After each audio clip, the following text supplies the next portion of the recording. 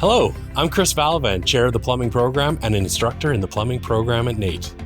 We teach beyond the basics of installing and servicing plumbing systems, fixtures, piping equipment, and controls for water, waste, gases, or hot liquids. Plumbers are involved in the entire life cycle of almost every construction project. You'll work indoors and outdoors, from construction installation to finishing work to maintenance repair and renovations. A plumbing apprentice is 4 years of 1,500 hours of on-the-job training each year. You'll be at NAIT for 8 weeks of additional technical training every year also.